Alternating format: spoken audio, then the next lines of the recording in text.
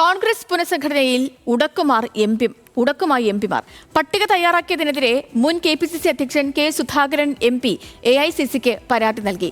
അഭിപ്രായങ്ങൾ മാനിക്കാതെ വർക്കിംഗ് പ്രസിഡന്റുമാരായ ഷാഫി പറമ്പിലും PC വിശ്വനാഥും ചേർന്നാണ് ഈ പട്ടിക തയ്യാറാക്കിയതെന്നാണ് പരാതിയിലെ പ്രധാനപ്പെട്ട ആരോപണം. എംപിമാരുമായി കൂടിയാലോചന നടന്നത് പേരിനു വേണ്ടി മാത്രം. നിലവിൽ പരിഗണിക്കുന്ന പട്ടിക അംഗീകരിക്കാനാകില്ല. ഇത്തരത്തിൽ പട്ടിക തയ്യാറാക്കിയത് വർക്കിംഗ് പ്രസിഡന്റുമാരായ PC വിഷ്ണുനാഥും ഷാഫി പറമ്പിലും ചേർന്നാണ്. KPCC അധ്യക്ഷന് പോലും കാര്യമായ റോൾ ഉണ്ടായിരുന്നില്ല എന്നും പരാതിയിൽ പറയുന്നു. മുൻ KPCC അധ്യക്ഷൻ കൂടിയായ കെ സുധാകരനാണ് പരാതി ഉന്നയിച്ചത്. AICC അധ്യക്ഷൻ രാഹുൽ ഗാന്ധി, കേരളത്തിന്റെ ചുമതലയുള്ള AICC general secretary Deepa Das Munshi എന്നിവരെ പരാതി അറിയിച്ചിട്ടുണ്ട്.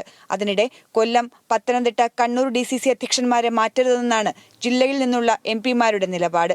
അതിനോട് സംസ്ഥാന നേതൃത്വം പൂർണ്ണമായി യോജിച്ചിട്ടില്ല. ഇതോടെ കൊടിക്കുന്നിൽ സുരേഷ്, ബെന്നി ബെഹനാൻ, MK രാഘവൻ തുടങ്ങിയവർ AICC നേതൃത്വത്തെ നേരിൽ കണ്ട് ചർച്ചയ്ക്കൊരുങ്ങുകയാണ്. എല്ലാം ഭംഗിയായി ചർച്ചയിൽ പോകുന്നുണ്ട്. ആർക്കും അങ്ങനെ വലിയ അഭിപ്രായ വ്യത്യാസങ്ങൾ എന്തൊന്നുമില്ല. പക്ഷെ എല്ലാവർക്കും താല്പര്യങ്ങൾ ഉണ്ടാകുമ്പോൾ താല്പര്യങ്ങൾ പറയും. പക്ഷെ അത് അവിടെ തീർത്ത് പോകുന്നുണ്ട്.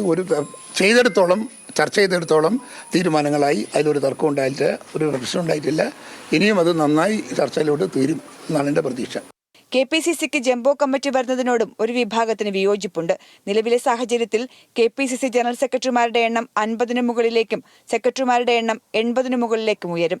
അതിനിടെ DCC അധ്യക്ഷന്മാരുടെ സ്ഥാനത്തേക്ക് പരിഗണിക്കുന്ന ചിലർക്കെതിരെ ഗുരുതര ആരോപണങ്ങളും പരാതികളും AICC നേതൃത്വത്തിന് ലഭിച്ചിട്ടുണ്ട്. കളങ്കിതരെയും ആരോപണ വിധേയരെയും പരിഗണിക്കില്ല എന്നുള്ള ഉറപ്പാണ് പരാതി ഉന്നയിച്ചവർക്ക് നേതൃത്വം നൽകിയിട്ടുള്ളത്. വരും ദിവസങ്ങളിൽ തന്നെ തർക്കം പരിഹരിക്കാനാകുകയാണെങ്കിൽ ഈ ആഴ്ച തന്നെ പുനഃസംഘടനാ പട്ടിക പ്രഖ്യാപിക്കും.